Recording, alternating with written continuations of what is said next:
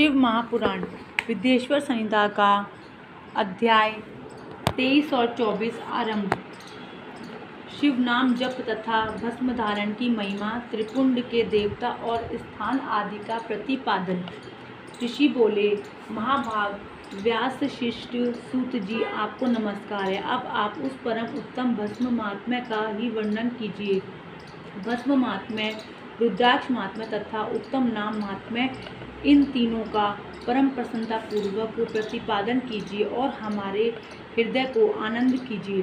सूत जी ने कहा, महर्षियों, आपने बहुत उत्तम बात पूछी है। यह समस्त लोगों के लिए हितकारक विषय है। जो लोग भगवान शिव की उपासना करते हैं वे धन्य हैं, कृतार्थ हैं। उनका देह धारण सफल है तथा उनके समस्त कुल का उद्धार हो गया।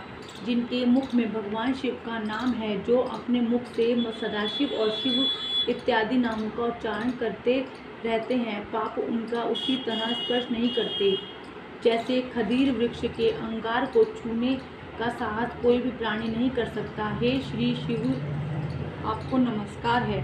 ऐसी बात जब मुंह से निकलती है तब वह मुख समस्त पापों का विनाश करने वाला पावन तीर्थ बन जाता है। जो मनुष्य प्रसन्नता पूर्वक उस मुख का दर्शन करता है, उसे निश्चय ही तीर्थ सेवन जनित फल प्राप्त होता है। ब्राह्मणों, शिव का नाम, विभूति तथा रुद्राक्ष, ये तीनों त्रिवेणी के समान परम पुण्य में माने गए हैं। जहाँ ये तीनों शुभतर वस्तुएं सर्वदा रहती हैं, उनके दर्शन मात्र से मनुष्य त्रिवेणी स्नान का फल पा लेता है। भगवान शिव का नाम गंगा और विभूति यमुना मानी गई है तथा रुद्राक्ष को सरस्वती कहा गया है। इन तीनों की संयुक्त त्रिवेणी समस्त पापों का नाश करने वाली है। श्रेष्ठ ब्राह्मणों, इन तीनों की महिमा को सदसदिल लक्षण भगवान महेश्वर के बिना दूसरा कौन भलीभांति जानता है। इस ब्रह्मांड में जो कुछ है वह सब तो केवल महेश्वर ही जानते हैं।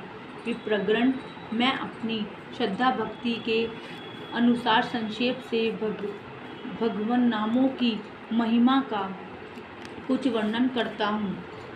तुम सब लोग प्रेम पूर्वक सुनो। यह नाम महात्म्य समस्त पापों को हर लेने वाला सर्वोत्तम साधन है। शिव ऋष नाम रूपी दावान नल से महान पातक रूपी पर्वत अनायास ही भस्म हो जाता है। यह सत्य है, सत्य है, इसमें संशय नहीं है। शौनक, पाप मूलक जो नाना प्रकार के दुख हैं, वे एकमात्र शिव नाम से ही नष्ट होने वाले हैं। दूसरे साधनों से संपूर्ण यत्न करने पर भी पूर्णतः नष्ट नहीं होते हैं। जो मनुष्य इस भूतल पर सदा भगवान शिव के नामों के जप से ही लगा हुआ है, वह वेदों का ज्ञाता है, वह पुण्यात्मा है, वह धन्यवाद का पात्र है तथा वह विद्वान माना गया है। मुने, जिनका शिव नाम जप में विश्वास है, उनके द्वारा आचरित नाना प्रकार के धर्म तत्काल फल देने के लिए उत्सुक हो जाते हैं।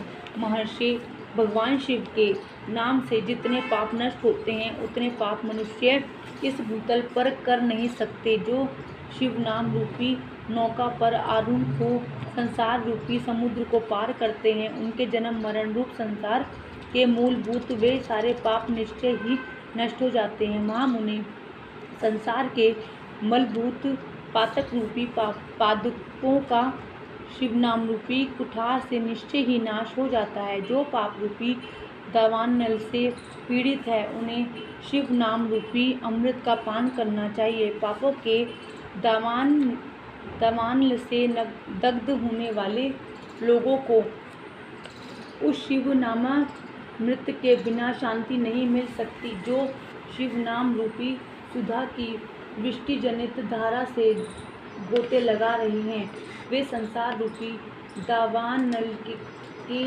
बीच में खड़े होने पर भी कदापि शोक के भागी नहीं होते। जिन महात्माओं के मन में शिव नाम के प्रति बड़ी भारी भक्ति है, ऐसे लोगों की सहसा और सर्वथा मुक्ति होती है। मुनीश्वर, जिसने अनेक जन्मों तक तपस्या की है, उसी की शिव नाम के प्रति भक्ति होती है, जो समस्त पापों का नाश करने वाली है।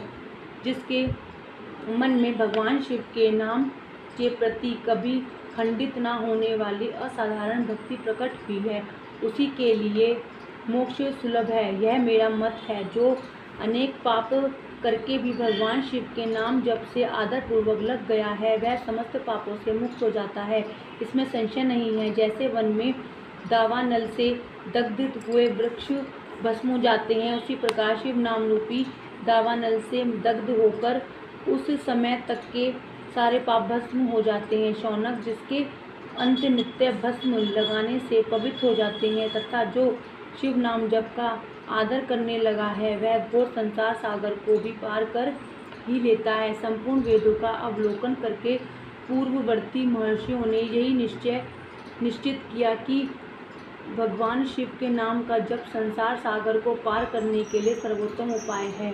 मुनिवरों, अधिक कहने से क्या लाभ। मैं शिव नाम के सर्व पापापहारी महात्म्य का एक ही श्लोक में वर्णन करता हूँ। भगवान शंकर के एक नाम में भी पाप हरण की जितनी शक्ति है, उतना पातक मनुष्य कभी कर ही नहीं सकता।